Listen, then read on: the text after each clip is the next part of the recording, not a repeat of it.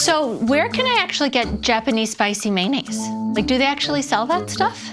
I mean, they do. It's on Amazon. You can buy it in tubes. Oh, okay. I mean, that's what you remembered from the movie? Yes, that's all I remembered from this movie.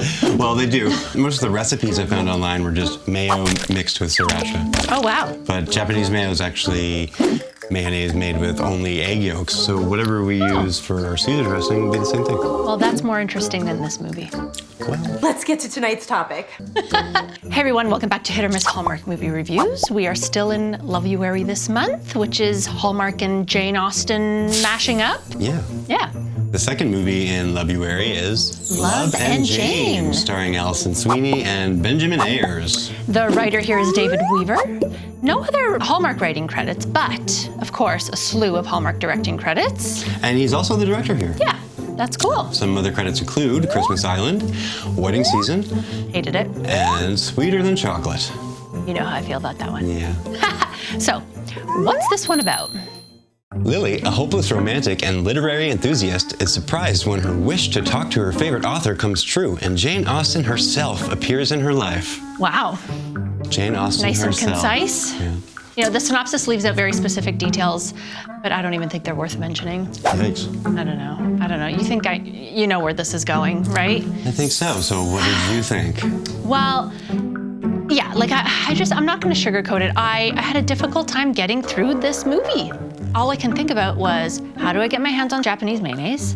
Or I was wondering if like hard-boiled eggs would be good in a Caesar salad. You know, like. I think they would. If I was thinking about those things, clearly I wasn't invested at all in this movie. Yeah, I get it. I don't know, for me, there was just no allure here, despite there being a ghost. Magic. I know, but it just, like a ghost that seemed to be useless. That's what I thought. There were times where I questioned why she was there in the first place. Like tea etiquette and old dating tips just didn't really make sense to me. I know that she did pick up Lily's thrown out manuscript, so I guess that was important, so that was good. But I just thought it was weird. And like, Lily's antagonism towards her right from the start, you know, like she was always like freaked out every time I mean, I guess it's a ghost, I get that, but I don't know. And then when she finally got over that initial shock, she just seemed very la-di-da every time she would come around. That's just we're weird. expecting her to show up.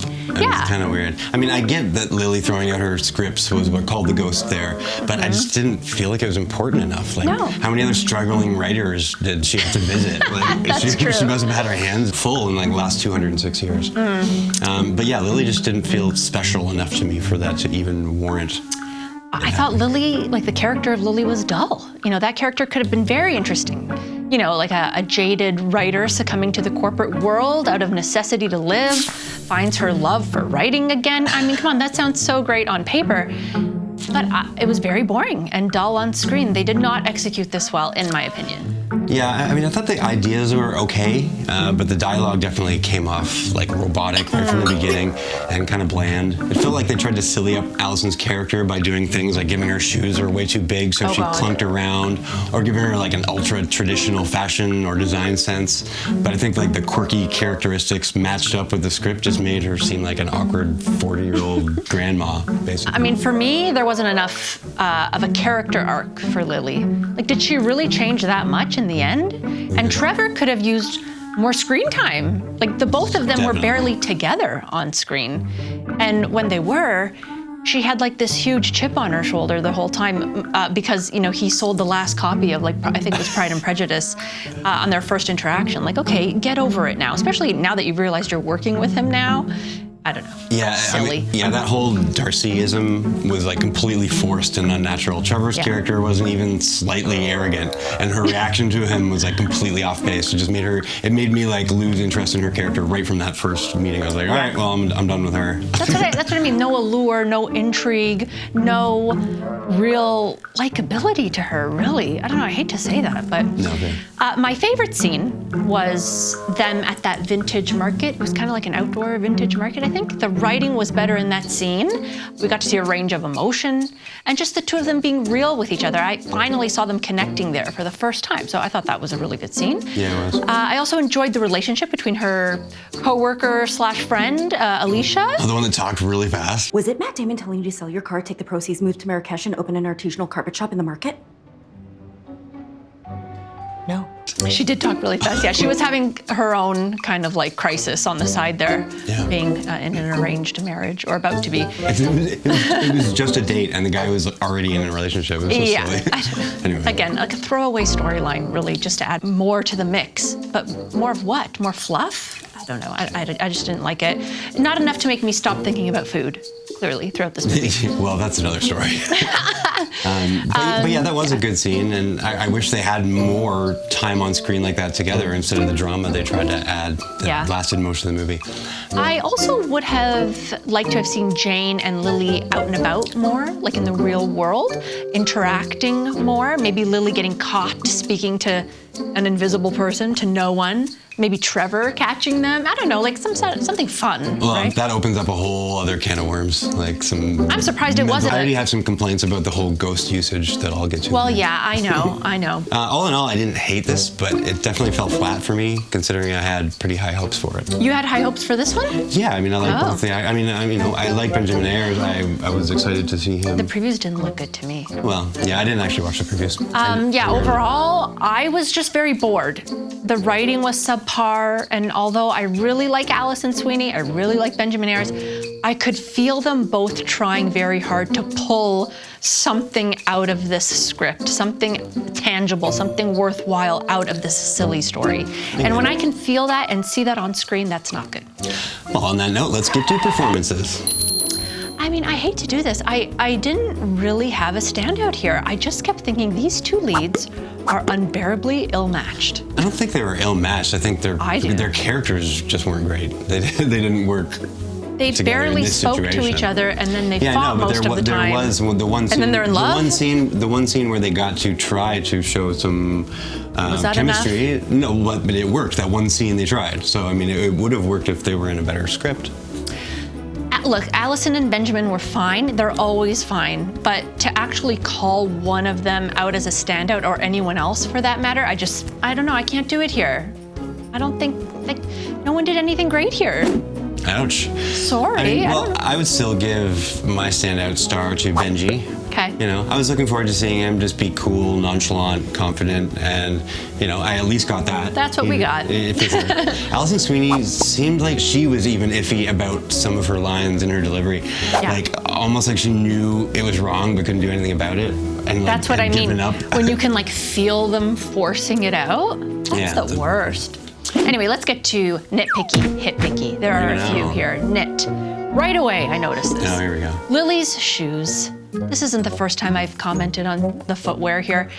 I mean, did it look like she couldn't walk properly, like half the time? I think her shoes did not fit her properly, and that's annoying. No, they did, but like I mentioned earlier, I feel like that was possibly a character choice. Like they did that on purpose. Like, hey, it'll be funny if she's clunking around the entire time. Where are these big shoes? Maybe give them the benefit of the doubt in doing that. Yeah, maybe. But some of the shoes were actually quite ugly too. Well, so, of course. I don't know.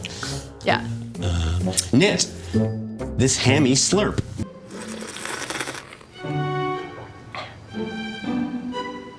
Oh dear. Oh, that was awful. Yeah. That was really bad. Nit, ghost problems. How was she able to leave the property? They didn't really touch on any ghost. She walked away and faded away. What do you mean faded away? She faded away into the courtyard there, into the grass. Yeah, but she followed her to the library, which makes me think she could be a poltergeist, because poltergeists are the only ghosts that can leave a premises. Oh, I mean, I don't know. Okay, you got real deep into it. Well, I'm just saying, you know, it's ghost theory. And that scene in the library made me think of Ghostbusters. Okay.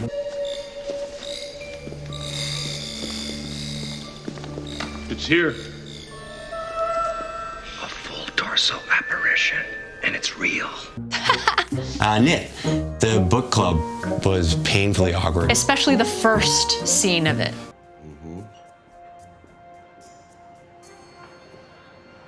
Way too long. But it never got any better. And the trucker guy was good. He was actually the high point. I forgot his name. But his name was Barry. The character was Barry. Oh, Barry. Okay, yeah. And he actually was the funny part about the whole thing. Yes, that's true. But the whole thing seemed just super. Oh, that was like that was a bad group.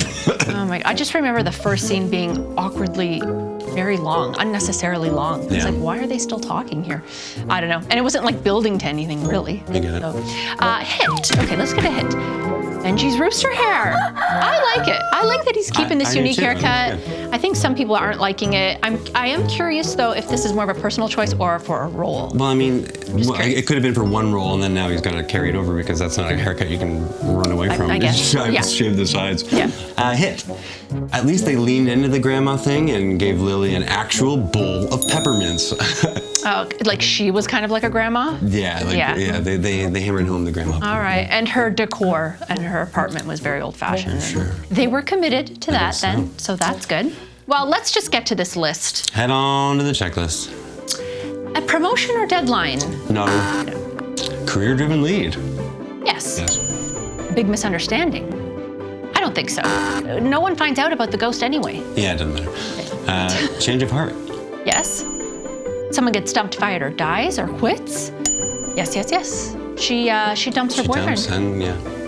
Fiance. Oh no, she refuses his proposal. So he actually proposes, remember? So there's a proposal. All right, yeah. Second romance subplot. Yes. A friend. Proposal or wedding, yes. Dang. Travel issues.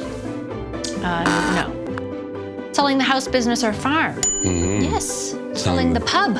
The pub? Yes. The pub. Oh yeah, he was such a, the pub owner was like, robotic. yeah, I thought he was like an animatronic, like one of those ones from like Westworld or something. He was a little stiff. I don't know. Big city, small town transition. No. You almost kiss. No. The guitar? Mad dash. No. No. You got this. They didn't got this. At least they didn't do that. No. Not that it's bad if they do that, but you know what I mean. It's overused. Yeah. So, did this hit or miss the Hallmark for you? Well, I think it's clear. This was a miss for me. It was a miss. And it was also a miss for me. Yeah. But let us know, guys, did you enjoy this one? Maybe we missed something. Maybe we were too harsh. I can see this definitely still being enjoyable for people. We're kind of definitely picking it apart, but yeah. But let us know in the comments below. Was it a hit or miss for you? And yeah, and please don't forget to like, share, and subscribe if you haven't already. We'll see you very soon for the next review. Indeed. Bye. Until next time. Bye. Bye. Bye. See you. Bye. Bye.